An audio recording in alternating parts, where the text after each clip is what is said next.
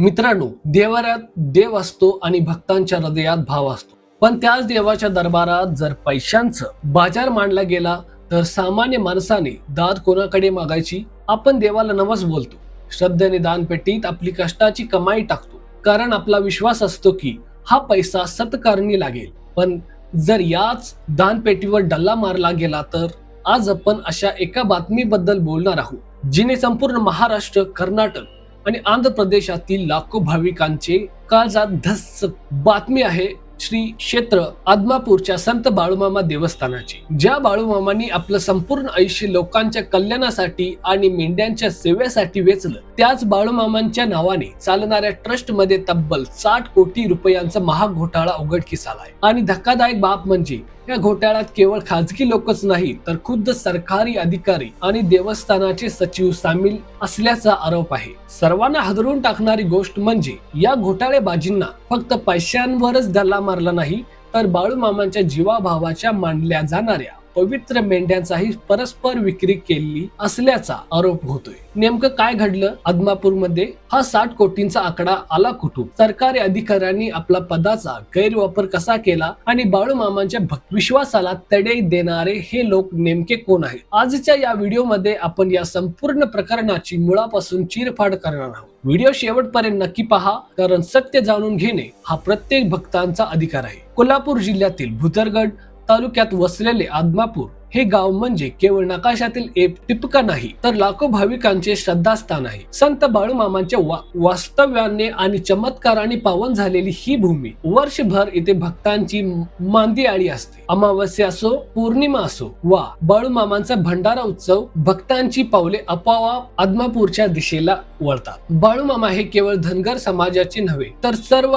18 पगड जातीच्या लोकांसाठी तारणहार आहेत. या भक्तीपोटीच भाविक सदळ हाताने देवस्थानाला दान करत असतात. कोणी रोख रक्कम देते, तर कोणी सोनं चांदी देते, तर कोणी श्रद्धेने मेंढ्या दान करते. या सर्व देणग्यांमधून देवस्थान ट्रस्ट कडे कोट्यावधी रुपयांचे निधी जमा होत. या निधींचा उद्देश एकच असतो, मंदिरात येणाऱ्या भाविकांची गैरसोय होऊ नये, अन्नक्षेत्र चालावे आणि सामाजिक कार्य व्हावे. व्यवहारांवर नियंत्रण ठेवण्यासाठी श्री सद्गुरु संत बाळूमामा देवस्थान ट्रस्ट ची स्थापना करण्यात आली. पण जिथे पैसा येतो तिथे माणसाची नियत कशी बदलते, याच अत्यंत भयंकर उदाहरण आदमापूर मध्ये पाहायला मिळालं. मित्रांनो, घोटाळ्याची ही कहाणी बाहेर आली ती भुदरगड पोलीस ठाण्यात दाखल झालेल्या एका FIR मुळे. पोलिसांनी दिलेल्या माहितीनुसार आणि दाखल झालेल्या गुन्ह्यानुसार या देवस्थानात तब्बल 60 कोटी रुपयांचा अपहार झाला आहे. आणि बातम्यांनुसार आणि तज्ञांच्या दाव्यानुसार तर हा घोटाळा 100 कोटींच्या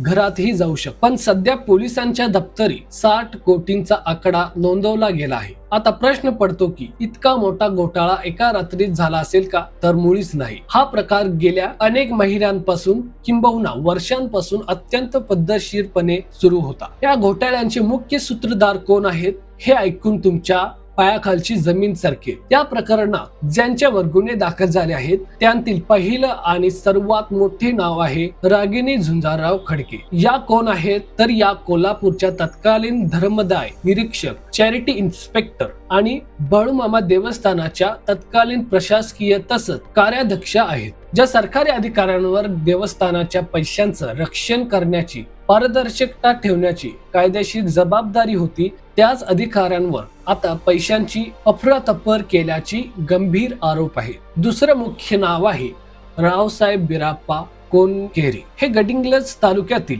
भडगावचे रहिवासी असून ते संत बाळूमामा देवस्थानाचे सचिव म्हणून काम करत होते. या दोन प्रमुख नावांसोबतच इतर काही विश्वस्त व्यापारी आणि कंत्राटकार यांच्यावरही भुदरगड पोलिसांत गुन्हे दाखल करण्यात आले आहेत. आता तुम्ही विचारलं 60 कोटी रुपये म्हणजे काय साधी सुधी रक्कम नाही. मग हा घोटाळा केला कसा? देवस्थानाच्या पैशांवर डल्ला मारण्यासाठी अनेक मार्ग अवलंबले गेले आहेत. सर्वात पहिला मार्ग होता बनावट पावत्या आणि हिशोबात घोळ. भाविकांकडून आलेली देणगी बँकेत जमा न करता परस्पर वळवणे, खोटे खर्च दाखवणे आणि ऑडिट मध्ये फेरफार करणे असे प्रकार घडल्याचे समोर आले आहे. दुसरा मार्ग म्हणजे कंत्राटदार सोबत संगमत मंदिरात किंवा देवस्थानाच्या परिसरात जी काही विकास कामे होतात, बांधकाम होतात, त्यासाठी कंत्राट दिली जाते. या कंत्राटामध्ये टेंडर प्रक्रियेत घोळ करून आपल्याच मर्जीतल्या लोकांना कामे देणे आणि कामाची किंमत फुगवून सांगून उरलेला पैसा खिशात घालणे असे आरोप या कमिटीवर आहेत. पण मित्रांनो, या सर्वात संतापजनक आणि भक्तांच्या भावना दुखवणारा प्रकार कोणता असेल तर तो म्हणजे बाळूमामांच्या मेंढ्यांची विक्री. बाळूमामांच्या आणि मेंढ्यांचा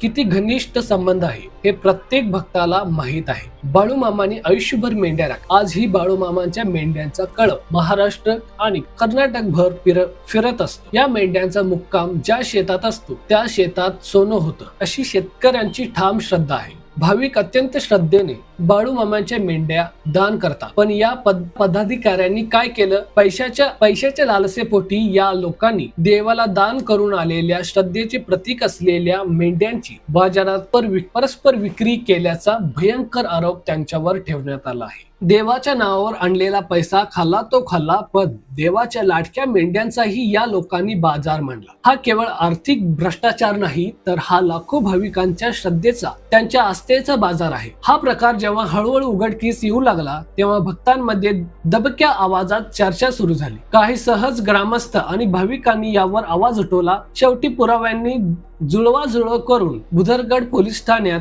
या विरोधात अधिकृत तक्रार देण्यात आली. पोलिसांनी प्रकरणाचे गांभीर्य ओळखून तातडीने गुन्हा दाखल केला. सध्या पोलिसांचा तपास वेगाने सुरू आहे. पोलिसांकडून देवस्थानाच्या सर्व कागदपत्रे, बँक खात्यांच्या तपशील आणि संगणकातील डेटा जप्त करण्यात आला आहे. सरकारी अधिकारी रागिनी खडके आणि सचिव रावसाहेब कोनकेरी यांच्यासह इतर आरोपींची कसून चौकशी सुरू आहे. या 60 कोटींच्या घोटाळ्यात आणखी कोणाकोणाचे हात आहेत? यातील राजकीय वरदहस्त कुणाचा होता का? प्रशासकीय पातळीवर इतर कोणी यांना पाठिंबा घालत होतं का? या सर्व प्रश्नांची उत्तरे आता पोलीस तपासातून समोर येतील. मित्रांनो, आज हा व्हिडिओ बनवताना मनात एक वेगळीच खंत आहे. आपण आपल्या कष्टाचा, घामाचा पैसा देवाला अर्पण करतो, ते या आशेवर की तो पैसा गरिबांच्या, भुकेलांच्या कामी येईल. बाळूमामांनी स्वतः आयुष्यभर एका फाटक्या घोंगडीवर काढलं. त्यांनी कधीच संपत्तीचा मोह केला नाही. त्यांनी लोकांना निस्वार्थ सेवा करायला शिकवली. पण त्याच बाळूमामांच्या नावाने चालणाऱ्या ट्रस्ट मध्ये काही